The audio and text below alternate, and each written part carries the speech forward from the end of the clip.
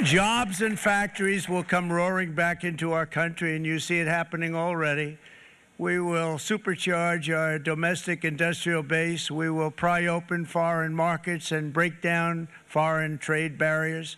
And ultimately, more production at home will mean stronger competition and lower prices for consumers. This will be indeed the golden age of America. It's coming back, and we're going to come back very strongly.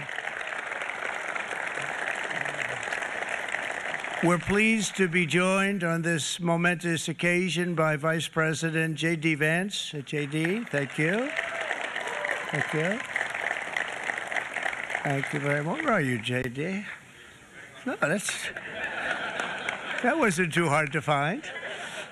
I was looking, you know, he likes to take a low-key attitude, so it'd usually be sit right in front. He's gaining a lot of confidence, Mike, isn't he? And nearly my entire cabinet is here, as well as Speaker Mike Johnson, who's done an amazing job. And with the great success we had last night in Florida, we have a majority of 7. And 7's like a lot when we had it at 1, right? You've done a fantastic job. And many of the members of the House and Senate are with us. Senators, Congressmen, thank you all for being with us. We appreciate it. For decades, the United States slashed our trade barriers on other countries, while those nations placed massive tariffs on our products and created outrageous non-monetary barriers to decimate our industries. And in many cases, the non-monetary barriers were worse than the monetary ones. They manipulated their currencies, subsidized their exports, stole our intellectual property, imposed exorbitant VAT taxes to disadvantage our products, adopted unfair rules and technical standards, and created filthy pollution havens. They were absolutely filthy, but they always came to us and they said, we're violating, we should pay for it. It's all detailed in a very big report by the U.S. Trade Representative on foreign trade barriers, and I'll just hold it up for you. It's available, and you don't have to pay too much. As I understand it, you'll pay nothing. It's a lot of work for something, actually, because it's a special book. It's very, frankly, it's very upsetting when you read it, when you see what people have been doing to us for 30 years. This all happened with no response from the United States of America, none whatsoever. But those days are over. Let me offer just a few examples of the vicious attacks our workers have faced for so many years. The United States charges other countries only a 2.4 tariff on motorcycles. Meanwhile, Thailand and others are charging much higher prices, like 60%. India charges 70%. Vietnam charges 75%, and others are even higher than that. Likewise, until today, the United States has for decades charged a 2.5 tariff. Think of that, 2.5% on foreign-made automobiles. The European Union charges us more than 10% tariffs, and they have 20% VATs, much, much higher. India charges 70%, and perhaps worst of all are the non-monetary restrictions imposed by South Korea, Japan, and very many other nations. As a result of these colossal trade barriers, 81% of the cars in South Korea are made in South Korea. 94% of the cars in Japan are made in Japan. Toyota sells 1 million foreign-made automobiles into the United States, and General Motors sells almost none. Ford sells very little. None of our companies are allowed to go into other countries. And I say that, friend and foe. And in many cases, the friend is worse than the foe in terms of trade. But such horrendous imbalances have devastated our industrial base and put our national security at risk. I don't blame these other countries at all for this calamity. I blame former presidents and past leaders who weren't doing their job. They let it happen. And they let it happen to an extent that nobody can even believe. That's why, effective at midnight, we will impose a 25% tariff on all foreign-made automobiles.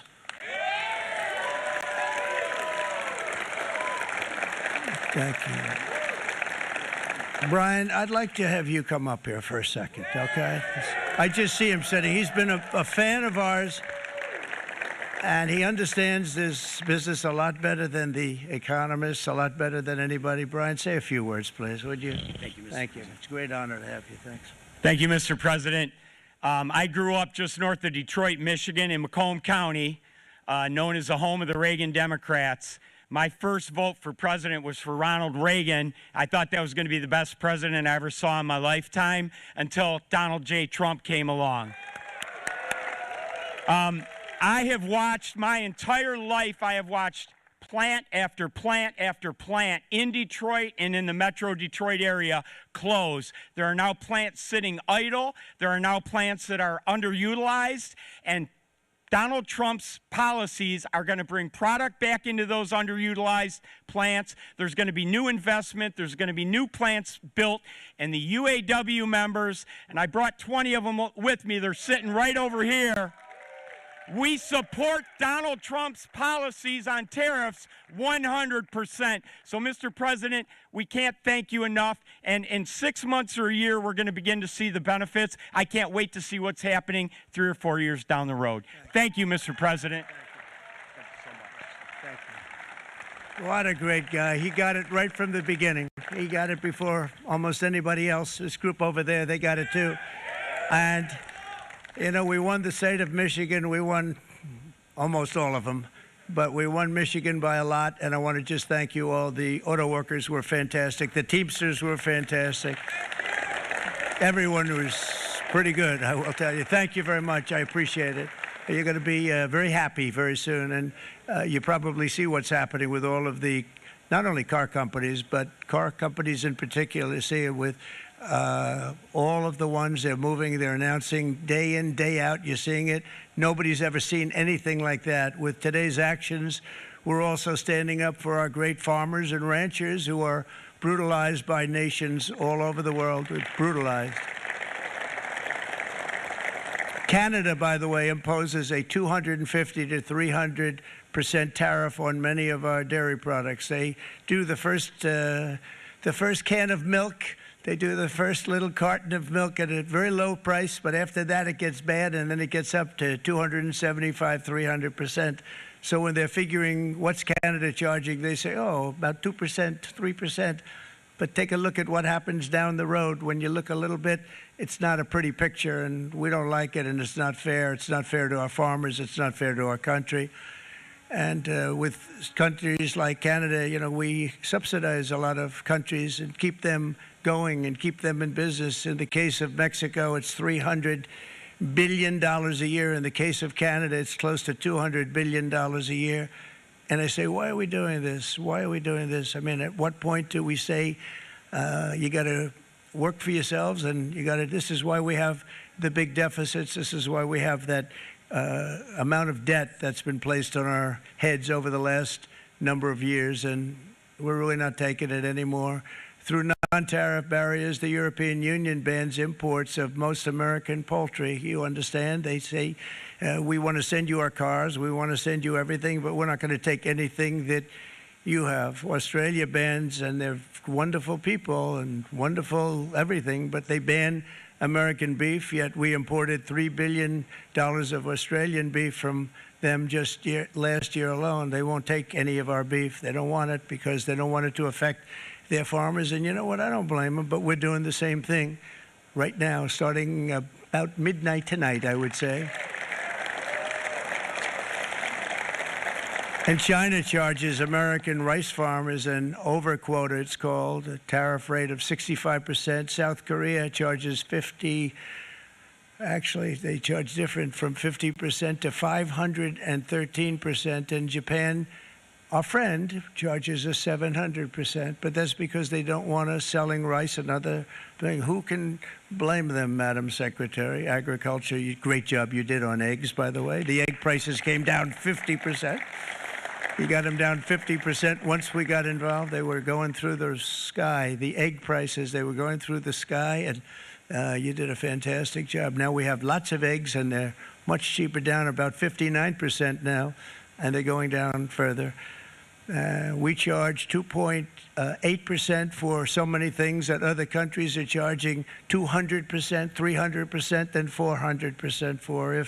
imposing tariffs and protective barriers made nations poor, then every country on earth would be racing to eliminate these policies, and China would be the first on line. They run a very strong country, but they're not first in line, and the American people are paying a very big price. From 1789 to 1913, we were a tariff-backed nation, and the United States was proportionately the wealthiest it has ever been. So wealthy, in fact, that in the 1880s, they established a commission to decide what they were going to do with the vast sums of money they were collecting. We were collecting so much money so fast, we didn't know what to do with it. Isn't that a nice problem to have? What do you think, Marco? Good problem? Marco would love that problem. But we don't have that problem anymore, but we're not going to have it very much longer, I will tell you. But they collected so much money, they actually formed a commission to determine what they were going to do with the money, who they were going to give it to, and how much. Then in 1913, for reasons unknown to mankind, they established the income tax so that citizens, rather than foreign countries, would start paying the money necessary to run our government. Then in 1929, it all came to a very abrupt end with the Great Depression, and it would have never happened if they had stayed with the tariff policy. It would have been a much different story. They tried to bring back tariffs to save our country, but it was gone. It was gone. It was too late. Nothing could have been done. It took years and years to get out of that depression, far longer than even FDR had that office right over there for a long period of time. The ramp system, that's rather intricate, was built because of him, and every time you walk up, you think of him, and he did a great job in many ways, but it lasted long beyond his terms, as you know. But it's not too late any longer, and we're going to start being smart, and we're going to start being very wealthy again. We're going to be wealthy as a country because they've taken so much of our wealth away from us. We're not going to let that happen. We truly can be very wealthy. We can be so much wealthier than any country. It's not even believable, but we're getting smart. Nearly a century later, in the face of unrelenting economic warfare, the United States can no longer continue with a policy of unilateral economic surrender. We cannot pay the deficits of Canada, Mexico, and so many other countries. We used to do it. We can't do it anymore. We take care of countries all over the world. We pay for their military. We pay for everything they have to pay, and then when you want to cut back a little bit, they get upset that you're not taking care of them any longer. But we have to take care of our people, and we're going to take care of our people first, and I'm sorry to say that.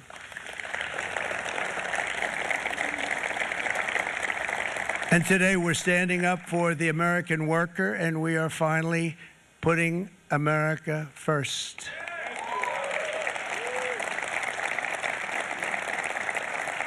In Sleepy Joe Biden's last year in office, the United States hemorrhaged 100,000 manufacturing jobs, and the number was going through the roof at levels never seen before.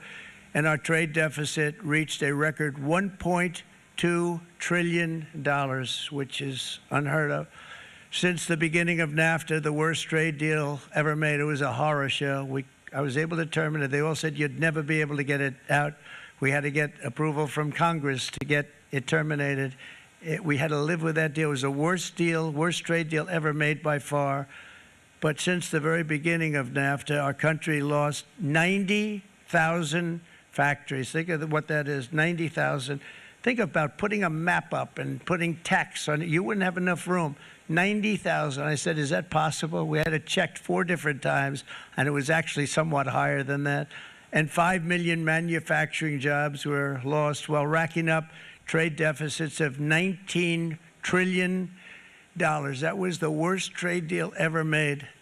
As a result of these gigantic losses, foreign nations now own $26 trillion more of American assets than think of this, than the Americans own of their own foreign assets or other foreign assets.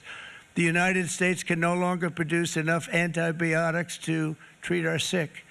We have a tremendous problem. We have to go to foreign countries to treat our sick. If anything ever happened from a war standpoint, we wouldn't be able to do it. We import virtually all of our computers, phones, televisions, and electronics. We used to dominate the field, and now we import it all from different countries. A single shipyard in China now produces more ships every year than all of the American shipyards combined. Think of that. And it was a business that we used to dominate. We used to dominate it totally. In short, chronic trade deficits are no longer merely an economic problem. They're a national emergency that threatens our security and our very way of life. It's a very great threat to our country. And for these reasons, starting tomorrow, the United States will implement reciprocal tariffs on other nations. It's been a long time since we even thought of that. We used to think about it a lot. We didn't think about it for many decades, and you see what's happened. For nations that treat us badly, we will calculate the combined rate of all their tariffs, non-monetary barriers, and other forms of cheating. And because we are being very kind, we're kind people, very kind. You're not so kind when you got ripped off with your salaries. My auto worker friends and my Teamster friends and all of the unions that typically voted Democrat, they're not voting Democrat anymore because worker, whether union or non-worker, they're for the Republicans now. That's what happened. But we will charge them approximately half of what they are and have been charging us. So the tariffs will be not a full reciprocal. I could have done that, yes, but it would have been tough for a lot of countries who didn't want to do that. I'd like to see the chart if you have it. Could you bring it up, Howard? This is our great Secretary of Commerce, Howard Lutnick. Thanks, Howard. So if you look at that, China, first row, China, 67%. That's tariffs charged to the USA, including currency manipulation and trade barriers. So 67%, I think you can, for the most part, see it. Those with good eyes, with bad eyes. We didn't want to bring, it's very windy out here. We didn't want to bring out the big charts because it had no chance of standing. Fortunately, we came armed with a little smaller chart. So 67%, so we're going to be charging a discounted reciprocal tariff of 34%. I think, in other words, they charge us, we charge them less. So how can anybody be upset? They will be because we never charge anybody anything, but now we're going to charge. European Union, they're very tough, very, very tough traders. You know, you think of European Union, very friendly. They rip us off. It's so sad to see. It's so pathetic. 39%, we're going to charge them 20%, so we're charging them essentially half. Vietnam, great negotiators, great people. They like me, I like them. The problem is they charge us 90%. We're going to charge them 46% tariff. Taiwan, where they took all of our computer chips and semiconductors. We used to be the king, right? We were everything. We had all of it. Now we have almost none of it, except the biggest company is coming in. We're going to end up with almost 40%. Lee Zeldin's working to get their approvals. And it's an amazing company. Mr. Wei, of one of the great companies of the world, actually. They're coming in from Taiwan, and they're going to build one of the biggest plants in the world, maybe the biggest for that. But 64%, we're going to charge them 32%. Japan, very, very tough, great people. And again, I don't blame the people for doing it. I think they're very smart in doing it. I blame the people that sat right in that Oval Office, right over there, right behind the Resolute desk or whichever desk they chose. Japan, 46%. They would charge us 46%, and much higher for certain items like cars, you know, little items like cars. 46%, we're charging them 24%. India, very, very tough, very, very tough. The Prime Minister just left, and he's a great friend of mine, but I said, you're a friend of mine, but you're not treating us right. They charge us 52%. You have to understand, we charge them almost nothing for years and years and decades, and it was only 7 years ago when I came in, we started with China and charged them. We took in hundreds of billions of dollars from China in tariffs, and they understood, honestly. President Xi understood. He said, look, I understand, and the other countries, and they all understand. We're going to have to go through a little tough love, maybe, but they all understand. They're ripping us off, and they understood it. Prime Minister of Japan, Shinzo Abe. He was a fantastic man. He was unfortunately taken from us, assassination. But I went to him and I said, Shinzo, we have to do something. Trade is not fair. And he said, I know that, I know that. And he was a great gentleman. He was a fantastic man, but he understood immediately what I was talking about. I said, Shinzo, we have to do something. He said, I know that. And we worked out a deal, and it would have been a much better deal, but frankly, there were many years left on the deal that was made previous to my getting there, but it was something. If you look at Switzerland, 61% to 31%. Indonesia, Malaysia, Cambodia. Oh, look at Cambodia, 97%. We're going to bring it down to 49. They made a fortune with the United States of America. United Kingdom, 10%, and we'll go 10%. So we'll do the same thing. South Africa, 60%, 30%, and they've got some bad things going on in South Africa. You know, we're paying them billions of dollars, and we cut the funding because a lot of bad things are happening in South Africa. The fake news ought to be looking at it. They don't want to report it. Brazil, 10%, 10%. Bangladesh is 74%. So you see what's going on. Pakistan, 58%. Sri Lanka, 88%. So what we're doing is we're taking not the full, we could take the full 88%. Thanks a lot. He's doing a very good job. How's he doing, all right? I think you better take it with you. It's not going to last very long. He's going to put it, it's going to follow you down with the wind. I brought a hat just in case it got too windy, but here, would anybody like a hat? I'm not giving it to a cabinet. I'm giving it to the auto workers. Come here.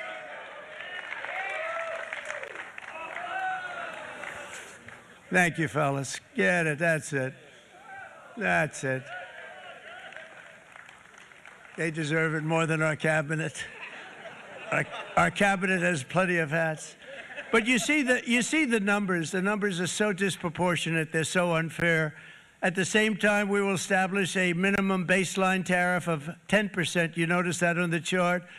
And that'll be on other countries to help rebuild our economy and to prevent cheating. So we're going to have a minimum of cheating, and we're going to be very severe on the people that at the gate that watch the tariffs and watch the product coming in, because there's been a lot of bad things happening at the gate because the money is so enormous that you're talking about. There's never been probably anything like it in terms of the enormity, and there are a lot of bad things happen at the people that do the check-in, and they're looking at 10-year jail sentences if they do play. We're going to treat them so good, but if they cheat, the repercussions are going to be extremely strong. Foreign nations will finally be asked to pay for the privilege of access to our market, the biggest market in the world. We're right now the biggest market in the world. We had a great country 4 years ago in terms of the economics. We were doubling up on China. We were doing so well. Nobody was going to catch us, but so much of it slipped away over the last 4 years under Biden.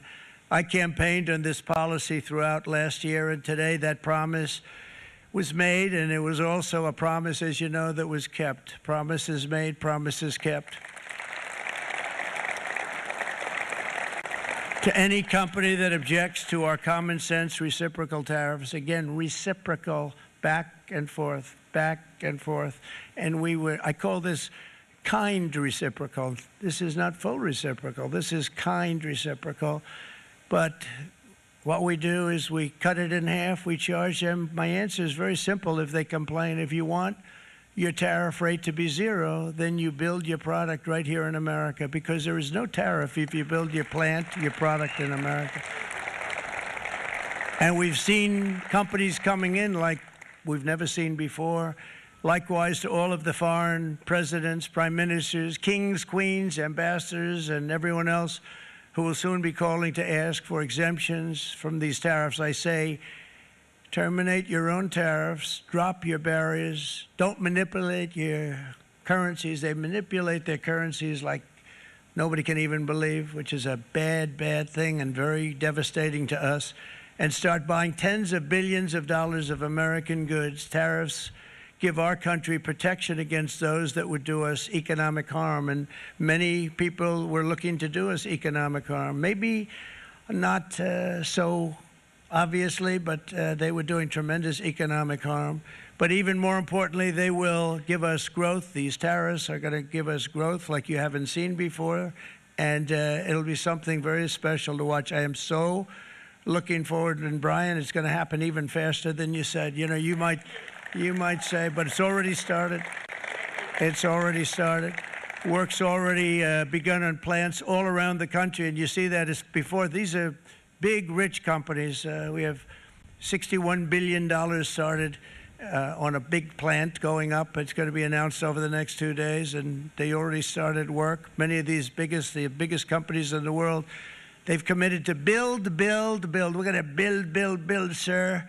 And they came here to see me, and wanted to know if they could have a press conference. I do as many as I can. I'm pretty busy trying to stop Russia and Ukraine and the Middle East. We got to stop that. We got to stop the Houthis, which we're making tremendous. They like shooting ships down and out of the water, sinking ships. They get a kick out of it, but they're not getting such a kick out of it now, are they, Mr. Secretary? They're not getting such a kick out of that now. But here are just a short list of some of the companies that have already announced and committed to investment.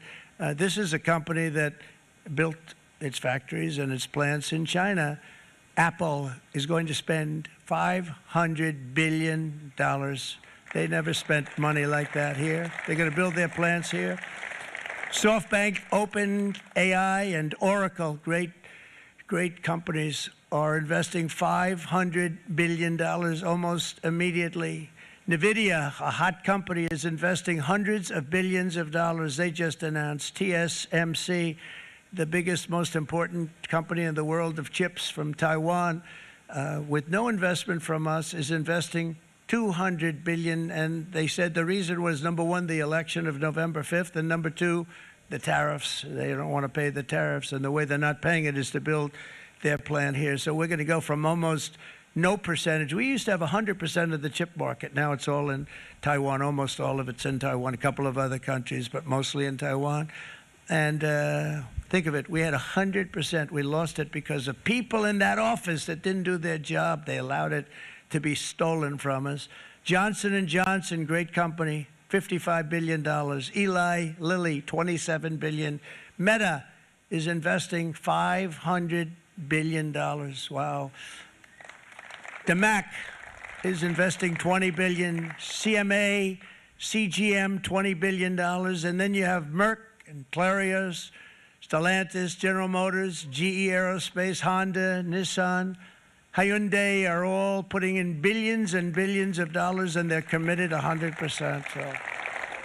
And we've never had, and this is after 2.5 months. This is after just a short, this all took place as soon as we came out with what everybody wanted to do. You know, I watched a gentleman today on television. He used to work with Lee Iacocca, a very respected automobile person, and he said, you know, because they're asking people, and they try and get as many negative people as they can, but they can't find them too much. It's pretty hard to find in terms of what we're doing, especially when they see all this investment.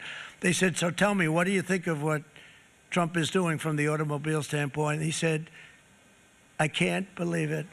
Somebody is finally, he's an older guy, real pro, really top guy, with Lee Iacocca. He said, I never thought I'd see the day when this would happen, where somebody had the courage to go and do what has to be done. This is transforming our nation. Our entire nation is going to be transformed, not only with the cars, but on every single other item that's built. We're going to become an industrial powerhouse. And he said that so beautifully today. In fact, I'm going to find out, I'm going to get a tape, and Bruce, I'm going to get that tape, and I'm going to send it to you out in Long Island, and you're going to play it for the people and all your union workers and your non-union workers out there. You got a pretty even split. But we have, so far, it looks like we're going to have about $6 trillion of investments, and you wouldn't do that in years in this country over the last number of years. $6 trillion, and that's going to be much higher by the end of the year. And think of what $6 trillion is. You wouldn't have even a small percentage of that under this other system. We're going to be an entirely different country, and it's going to be fantastic for the workers. It's going to be fantastic for everyone. There will never have been a transformation of a country like the transformation that's already happening in the United States of America. It's an incredible thing to watch, and it's incredible to meet with the top people, people that you read about, very wealthy people, or people that are great managers and executives and presidents of big public companies. and to watch the enthusiasm they have now that they didn't have. They gave up on our country. They went to foreign countries and they built. Companies are pouring into our country at levels never seen before with jobs and money to follow, and it's really beautiful. In the coming days, there will be complaints from the globalists and the outsourcers and special interests and the fake news. Always, the fake news will always complain. But never forget, every prediction our opponents made about trade for the last 30 years has been proven totally wrong. They were wrong about NAFTA. They were wrong about China. They were wrong about the Trans-Pacific Partnership, which would have been a disaster if I didn't terminate it. If I didn't terminate that, United Auto Workers, you would have had no jobs in this country. You would have had no jobs. It was all going to other countries. In my first term, they said tariffs would crash the economy. Instead, we built the greatest economy in the history of the world. And again, I have great respect for President Xi of China, great respect for China, but they were taking tremendous advantage of us, and I commend them for that. I say, hey, if you can get away with it, that's okay. But, you know, they understand exactly what's happening, and they probably, most of them are saying it's about time they did something, but, and they're going to fight, and they're going to fight fair. Everyone's going to fight. You know, it's like, I say to the leaders, look, you got to take care of your country, but we have to start taking care of our country now. We can't do what we've been doing for the last 50 years. From the day of my election, the stock market went up in my first term 88%, with NASDAQ going up 155%, more than any president has ever had in any term in office, by far. And I think we're going to blow that away. And maybe the numbers won't show, but I think they're going to show much better than even those numbers. But what you're going to see is you're going to see activity, that empty, dead sites, factories that are falling down. Those factories will be knocked down, and they're going to have brand new factories built in their place. They're not only talking about renovating, they're talking about brand new, the best anywhere in the world, the biggest anywhere in the world. I have a friend who builds car plants, and I said, I want to see the biggest and the best. He said, well, we have to go to Mexico. I said, no, I want to see it in the United States. He said, we're not building them in there. This is a year and a half ago during the campaign. He said, we're not building it. You'd have to go to Mexico. When I was starting to decide to run, and I went to #1 in the polls very rapidly, I want to say, like let's say in the first hour, and then shortly thereafter, it looked like I was going to win, and the fake news was saying, "Oh no, don't do this." What they don't know is if I didn't win, they would have really been in trouble, because nobody wants to read them anyway. But I tell you what, when it looked like I was going to win, I announced that I was going to be doing exactly what we're talking about today. Great consistency, actually, because I've been talking about it for 40 years, but because I saw what was happening 40 years ago. If you look at my old speeches when I was young, very handsome, my old speeches, and people would say, I'd be on a television show, I'd be talking about how we were being ripped off by these countries. I mean, nothing changes very much. The only thing that changed were the countries, but nothing really changes. But you know, it's why it's such an honor. It's such an honor to be finally able to do this. If you look at China, I took in hundreds of billions of dollars in my term, hundreds of billions. They never paid 10 cents to any other president, and yet they paid hundreds of billions, so much so that Biden couldn't do anything. They wanted to try and terminate it because he had a very special relationship with China. You know what the relationship was? He had a special relationship. But the numbers were so big, that they couldn't do it. So they did ease it up. They did things that they shouldn't have done. They made it a lot more comfortable for them, but they couldn't do it because the numbers were hundreds of billions of dollars, and I did that. And we were on our way to doing something like incredible. And then we had a very bad election happen, a lot of bad things happened. So when I said we got to do it again, I said we have to make it too big to rig, and we made it too big to rig, and we won in records, and it was a monumental win. And it was such an honor to see so many of you, like Brian and your friends, here with us to celebrate, and to more importantly celebrate what we're doing, because that wouldn't be a full celebration if we didn't do this, because this will be an entirely different country in a short period of time. it'll be something the whole world will be talking about it. The critics made the very tired predictions earlier this year, but in February, core inflation dropped to the lowest rate in 4 years. And the price of eggs, as you know, just in a month and a half, we were there for 4 weeks. And the first week, I got blamed for eggs. I said, I just got here. They said eggs have gone up at like 250% and you can't get eggs. And they were going crazy. And I said, I just got here. And then we got to work on eggs, and we got to work on everything. And our great Secretary of Agriculture, you did a fantastic job. Brooke Rollins, you did a fantastic job. And as I said before, the price of eggs dropped now 59%, and they're going down more, and the availability is fantastic. They were saying that for Easter, please don't use eggs. Could you use plastic eggs? I said, we don't want to do that. We want to, and you really came through. It's an amazing job. Thank you very much, Brooke. You did great. But likewise, an old-fashioned term that we use, groceries. I used it in the campaign. It's such an old-fashioned term, but a beautiful term, groceries. It sort of says a bag with different things in it. Groceries went through the roof, and I campaigned on that. I talked about the word groceries for a lot. And energy costs now are down, groceries are down, gasoline is way under $3, and people are beginning to be able to buy things and live again. We brought prices way down. We created 10,000 already in a few weeks, new manufacturing jobs, and it was that took place in 1 month, numbers that they haven't seen in a long time. We had virtually no inflation under my term. We had virtually no inflation for 4 years.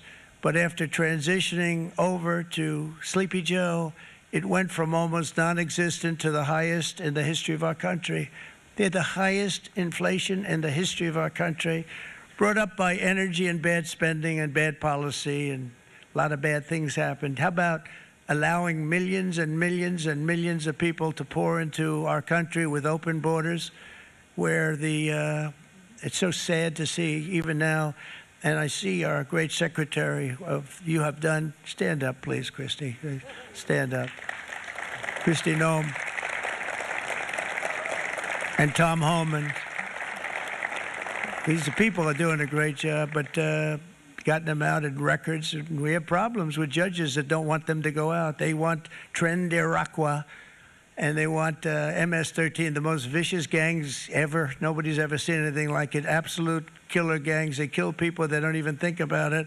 And we put them out, and we have judges now, radical left judges that they don't want them to go out. They want them to even be brought back. Let's bring them back. You've done a fantastic job, and please thank everybody. Homeland Security, thank everybody. Appreciate it. And we now have a border that's the best border that we've ever had, even better than it was my first term. My first term we did good, but this one we really specialized in. We've done really well.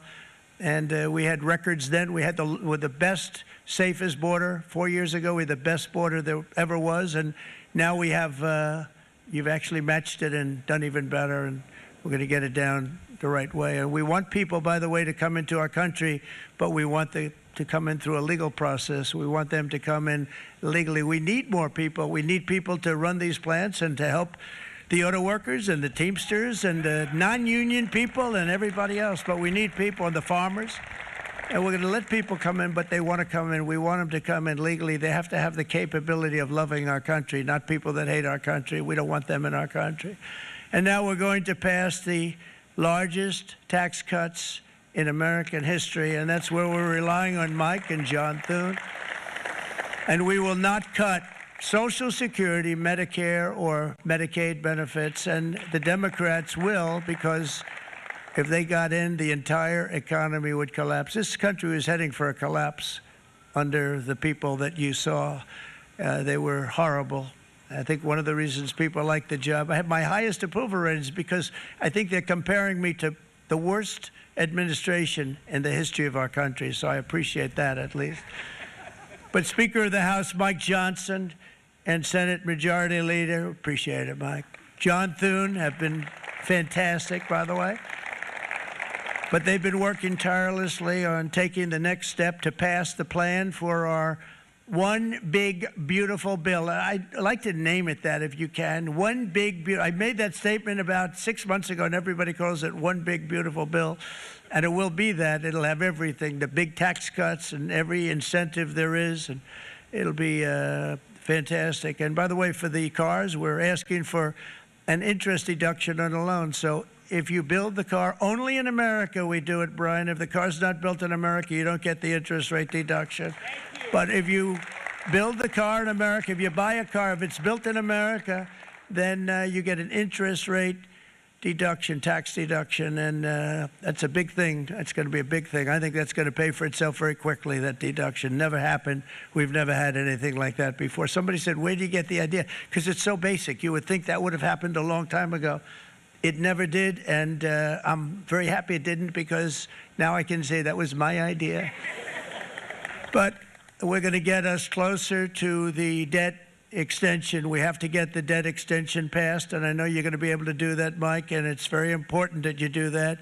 And all of the other things that the Senate budget plan gives us, along with working, because I know they're working together, John and Mike, and the two bills are going very well together. We need to get our shared priorities done, including certain permanent tax cuts. We want the tax cuts to be permanent, spending cuts, energy and historic investments in defense, border, and so much more. We're covering everything. These will be phenomenal. There'll be no bill like this going to straighten. One bill is going to straighten out our country for many, many years to come.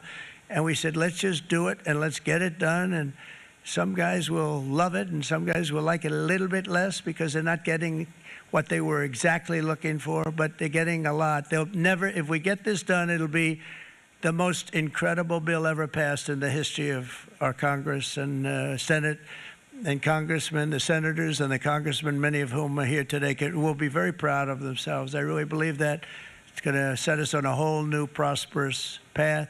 We're going to cut spending and right-size the budget back to where it should be. We're going to do that very strongly. Thank you, Rick. Thank you. John, thank you. Oh, look at all of our senators over there. Oh, boy. That's a nice group of people. But I won't like them so much if they don't get this bill done. That's a great group. And Congressman, thank you very much. I appreciate it. Tremendous people. The Senate plan has my complete and total support, and the House plan likewise is very similar. They're moving along pretty much at the same clip, and as soon as you're ready, you'll show it to me, and I'm sure it'll have my support, Mike. Every Republican congressman and senator must unify. We have to unify. We can't be separated. We have to get it done. We have to get absolutely everything we can, and we have to take care of the American people. That's the only thing that matters. We have to take care of the American people first. We need to pass this bill immediately, get it done, including debt extension.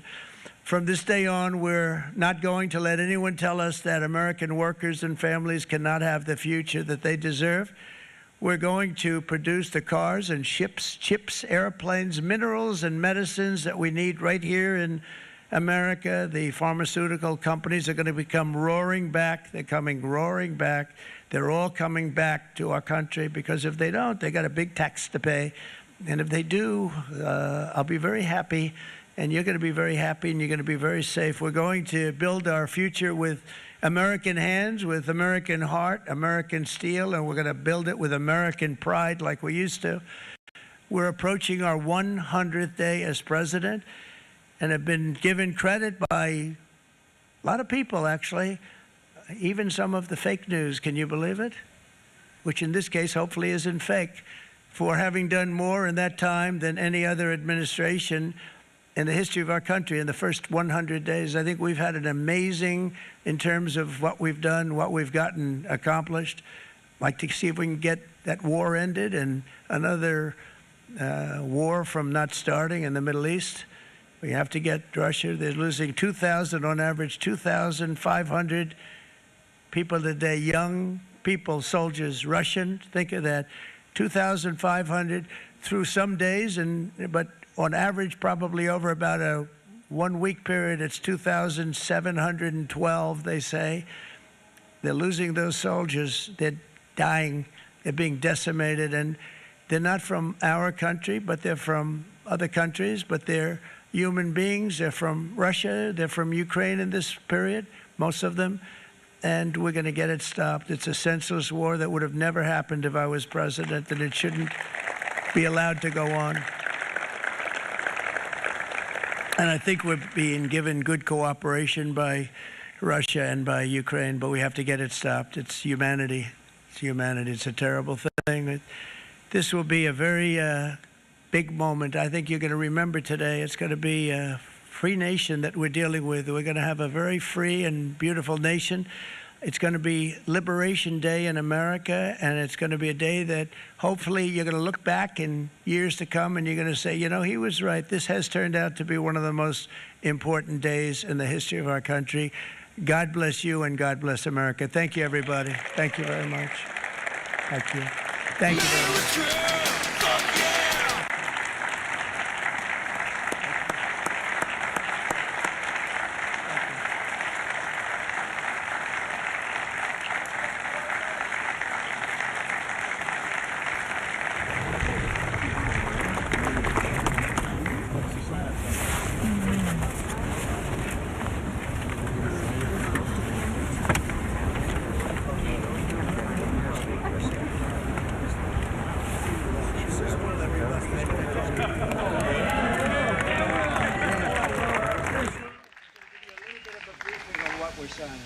Good afternoon, y'all. We have two documents prepared for the president's signature today. One, what's referred to as the de minimis loophole with respect to imports from the U.S. Not even Hail Mary. The other is the big one, is the reciprocal tariff executive order that the president just spoke about at length. This is obviously a huge deal, and it's been an honor to be part of your team getting started.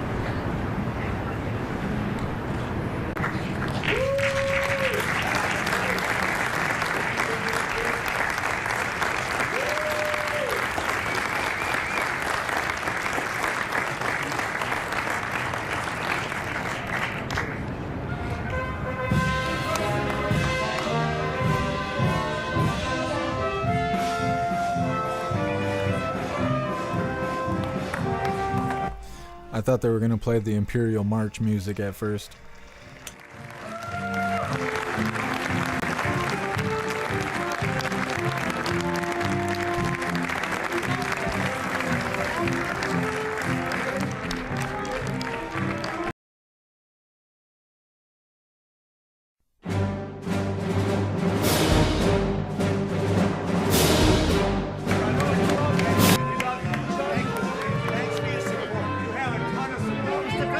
What will you do if the EU or other countries retaliate? President is on TikTok.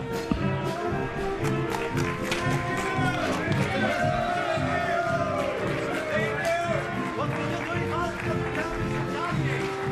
President, can Elon murder Wisconsin? All right, there you have. All right, there's President Trump doing the thing. It's Liberation Day. Good stuff. I was trying to make it a part of Coffee with Hooligans, but I couldn't find fucking funny videos fast enough. So I got to complete the schedule for Coffee with Hooligans. We'll be live again in like 10 or 15 minutes. I just got to find 2 funny videos, and we'll be kicking off Coffee with Hooligans. I'm going to drop this Linktree link in all of the chats really quick. We're wrapping this up, but like I said, in about 20 minutes or so, we'll be live again. Let me drop the links.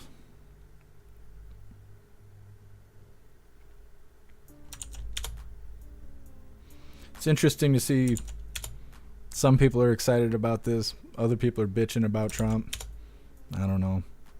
I think it's interesting because we knew that he was going to put tariffs on everything, and everyone seemed really gung-ho about it. And we knew if he put tariffs on things that prices were going to go up, but eventually they'd come back down because manufacturing would have to come back to the U.S. so they could avoid tariffs. Well, we're at the part of the situation where the prices go up, and I guess everyone forgot what was going on, so now people are just bitching about high prices. That's okay. You'll figure it out. Anyways, there's a Linktree link where all of my links are listed. So if you would like to make donations, join membership programs, or purchase any merch, would really appreciate it. All of your guys' contributions keep us running every day except for Sunday, because we've got to have a day to recharge those batteries. Definitely go join Discord. Discord is our free hooligan community. It's the best way to be notified every single time we go live. The hooligans are there keeping the conversation going 24/7.